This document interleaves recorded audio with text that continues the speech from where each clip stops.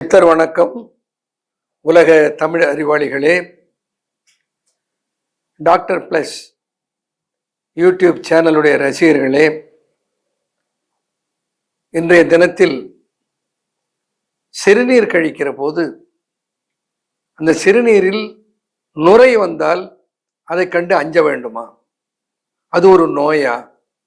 அது ஏன் வருகிறது? அதற்கு என்ன செய்வது என்பதை பற்றி பார்க்க இருக்கிறோம். ஒரு 40 வயது 45 வயதில் பெரும்பாலானவர்கள் சொல்லுவது, ஐயா என்னுடைய யூரின் உரைக்குது. அதிலே வெஸ்டர்ன் டாய்லெட் இருந்ததுன்னா வெஸ்டர்ன் டாய்லெட்டில் அவங்க சிறுநீர் கழிக்கிற போது இந்த நுரைப்பதை நன்றாக அவர்களாலே காண முடியும். ஏன் சிறுநீர் நுரைக்கிறது? சாதாரணமாக சிறுநீர் கழித்தோம்னா அது இந்த நுரை இல்லாமல் அப்படியே அந்த தண்ணீரோடு தண்ணீராக கலந்து போய்விடும். நுரை ஏன் வருகிறது என்றால் அந்த சிறுநீரில் புரோட்டீன் கசிகிறது என்று அர்த்தம். நம்ம சிறுநீர் இருக்கு இல்லையா, சிறுநீரில் புரதமோ கொழுப்போ சர்க்கரை சத்தோ இந்த மூன்றுமே சிறுநீரில் வெளியாகாது. ஆனால் சிறுநீர் உற்பத்தி ஆகிற போது, சிறுநீரகத்திலேருந்து அது உற்பத்தி ஆகிற போது அந்த உற்பத்தி ஆகி அந்த ஹெல்லிஸ் டியூப் வழியாக அந்த சிறுநீரகத்தில் அந்த அந்த சிறுநீர் வருகிற போது அதில் இருந்து மீண்டும் அந்த சத்துக்கள் கிரகித்துக் கொள்ளப்படுகின்றன, உறிஞ்சப்படுகின்றன. ஆகையினால சிறுநீர் வருகிற போது அந்த சிறுநீர் it will be a clear water. இன்னொன்று முக்கியமான விஷயம் இந்த நேரத்தில் சொல்ல வேண்டும். சிறுநீர் எப்பொழுது கழிந்தாலும் நிறமற்ற சிறுநீர் போக வேண்டும். நிறமற்ற சிறுநீர் எப்பொழுது போகும்? போதிய அளவுக்கு தண்ணீர் எடுத்துக்கொண்டால்தான் சிறுநீர் நிறமற்று போகும். இல்லைன்னா சிறுநீர் கான்சன்ட்ரேட் ஆகிற போது அந்த சிறுநீருடைய நிறம் கொஞ்சம் வெளிர் மஞ்சள் நிறமாக அல்லது மஞ்சள் நிறமாக, சிலருக்கு பிரவுன் நிறமாக, எந்த அளவுக்கு தண்ணீருடைய அளவு குறைந்து போகிறதோ அந்த அளவுக்கு சிறுநீருடைய நிறமும் கூடி போய்விடும். நல்ல ஹெல்த்தியாக நாம் இருக்கணும்னா என்ன பண்ணணும்? போதிய அளவுக்கு தண்ணீர் குடிக்க வேண்டும். போதிய அளவுக்கு தண்ணீர் குடித்திருக்கிறோமா என்பதை எப்படி தெரிந்து கொள்வது? சிறுநீர் வெள்ளையா போகுதா? வெள்ளையானா பால் மாதிரி இல்லை, சிறுநீர் நிறமற்று போகிறதா? சிறுநீர் நிறமற்று போனாலே நம்முடைய ஆரோக்கியத்தை நாம் மிக நன்றாக வைத்துக் கொள்ள முடியும். இதை கவனத்தில் வைத்துக் கொள்ளுங்கள். இப்ப அந்த சிறுநீர் நுரைக்கிறதுன்னு சொன்னேன் இல்லையா? இப்ப அந்த சிறுநீர் நுரைக்கிறது என்றால் அது அல்பமின் யூரியா அல்லது புரோட்டீன் யூரியா என்று அதை குறிப்பிடுவார்கள். அதில் பார்த்தோன்னா பிளஸ் பிளஸ் அல்லது 2+, 3+ என்று பிளஸ் போட்டு அதில் புரோட்டீன் கசிகிறது என்று சொல்லுவார்கள். இது எதை காட்டுகிறது? பல மருத்துவர்கள் சொல்ல அது ஒன்றும் பண்ணாதுங்க, அதை பற்றி மைண்ட் பண்ணிக்க வேணாம், அதை விடுங்கன்னு சொல்லுவாங்க.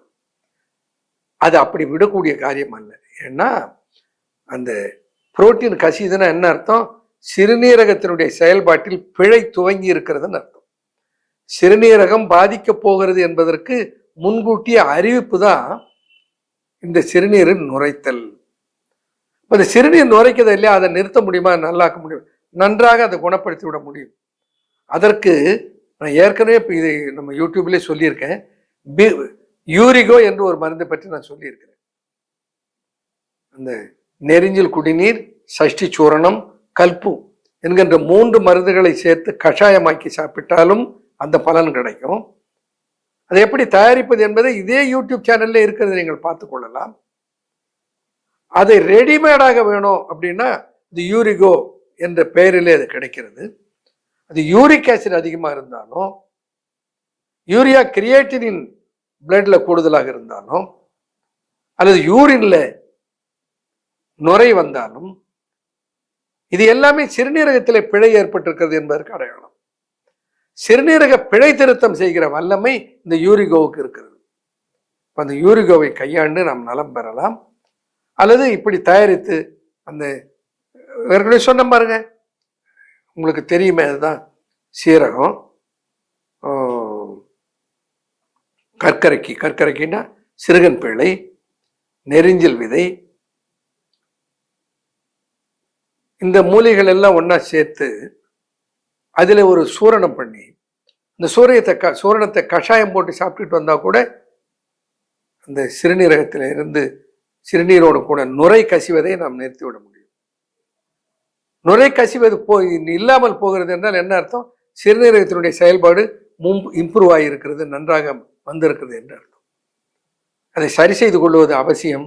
அதை அலட்சியப்படுத்தாமல் சிறுநீரகத்தினுடைய செயல்பாட்டை சீராக்கி கொள்ள, இந்த சிறுநீரில் நுரை வருவதற்கு பலர் பல கற்பனைகளையும் அவர்கள் இதில் கூட அவிழ்த்து விடுவார்கள். ஒன்று, உடல் உஷ்ணமா இருந்தால் சிறுநீரில் நுரை வரும். அது உண்மை கிடையாது. உடல் உஷ்ணத்துக்கும் சிறுநீரில் நுரைப்பதற்கு சம்பந்தம் இல்லை. இன்னும் சில சொல்லுவார்கள், சரியா தண்ணி குடிக்கலன்னா சிறுநீர் நுரைக்கும், சரியா தண்ணி குடிக்காதால சிறுநீர் நுரைக்காது. இப்படியெல்லாம் நாம் நம்மையே ஏமாற்றிக் கொள்ளக்கூடாது. சிறுநீரில் நுரை வருகிறது என்றால் அதற்கு காரணம் சிறுநீரில் புரத கசிவு இருக்கிறது என்ற அர்த்தம். அது நான் முன்னமே சொன்ன பாருங்க, இது ஒரு அறிவிப்பு. சிறுநீரகம் செயல்பாட்டிலே ஒரு பிழை வருகிறது என்பதற்கு அது அறிவிப்பு. ஆரம்பத்திலே அதை சரி செய்து கொள்வது சிறுநீரகத்தை பாதுகாத்து கொள்ள உதவும். சிறுநீரகத்தை நெடுநாளைக்கு கெட்டு போகாமல் காப்பாற்றுவதற்கு உதவும். அதற்கு மிகச்சிறந்த உபாயம் நான் சொல்வது யூரிகாவை பயன்படுத்து.